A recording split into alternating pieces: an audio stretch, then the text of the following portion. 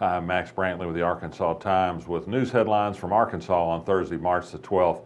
The top news today, I think, is the answer to at least part of a long-standing Little Rock mystery.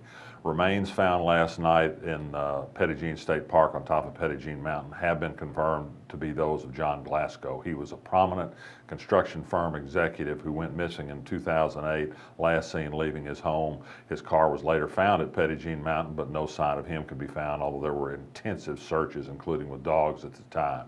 We don't know anything yet about the circumstances of his death and other questions. There was a wild amount of speculation about this, of course, over the years.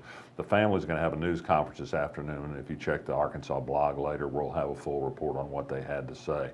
Lots more news is developing on the Justin Harris front, the state representative whose controversial adoption has been in the news for several days since our report by Benji Hardy.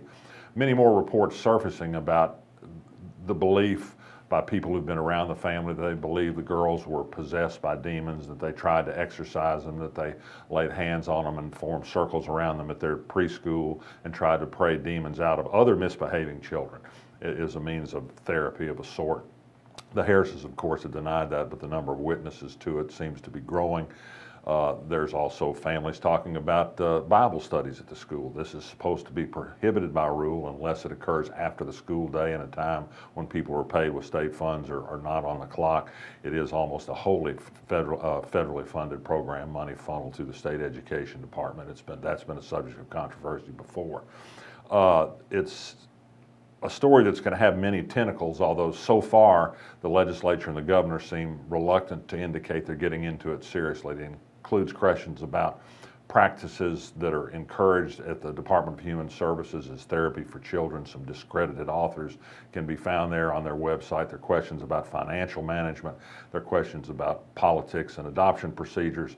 I think there's going to be many more stories out of this before it's over, and if you stick with us, I think you'll find that on the Arkansas blog as well. Other big news in Arkansas today comes out about schools. The legislature today is moving toward completion of approval of a bill that will allow Johnny Key to become Asa Hutchinson's education commissioner. He's not qualified for the job by education or training or experience under the current law, but this bill will fix that. Interesting, at the same time this was going on, the State Board of Education was meeting, and it was deciding that it wants to further review whether it will extend the current charter for the Virtual Academy Charter School. Its test scores haven't been very good. This is a project that Johnny Key was a huge champion of. He even snuck a little piece of special language onto a piece of legislation in 2013 that allowed the school to expand from 500 to 3,000 students. These students are essentially homeschooled, and they get some assistance from the Virtual Academy for their online instruction.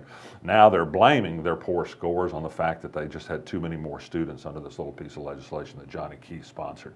The Pulaski County School District remains in fiscal distress. The State Board of Education decided it's not quite ready to release them just yet. That means they still won't have a school board after more than 4 years under state control. There was a report on progress in the Little Rock School District. They seem to be moving along with state control of that district. Diane Zook took pains to say there was no agenda at work at the time they took over the Little Rock School District. This is in reference to reports about legislation that will allow the schools to be farmed out to a private operator if it passes.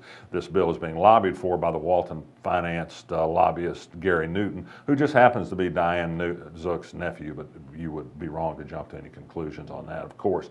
Jay Barth did express some impatience, I guess would be a good word, that the state hasn't moved quickly enough to do something concrete about personnel and changes in the 6 schools in academic distress in the district, since there was so much urgency in the takeover vote in January.